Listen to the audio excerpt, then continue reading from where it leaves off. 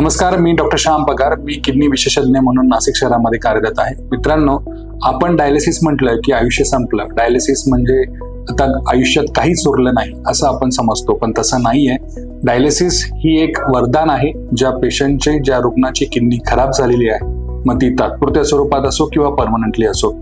ज्यांची permanently kidney खराब झाली त्यांना नियमितपणे डायलिसिस लागतं. ज्यांची टेम्पररी किडनी खराब झालेली आहे त्यांना काही काळासाठी डायलिसिस लागतं आणि नंतर जेव्हा किडनी ठीक होते तेव्हा त्यानंतर मात्र त्यांचं डायलिसिस बंद होतं.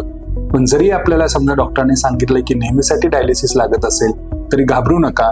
डायलिसिसवर पण आयुष्य बऱ्याच वेळा सुंदर जात असतं. आणि हो, तसेच आपण पुढे किडनी प्रत्यारोपण करून सुद्धा आपल्याला आयुष्यामध्ये एक नवीन संधी मिळू शकते. आयुष्यामध्ये खचून जाऊ नका. डायलिसिस जरी लागत असेल तर ते करा. ते वरदानच आहे असं मी म्हणेन. धन्यवाद.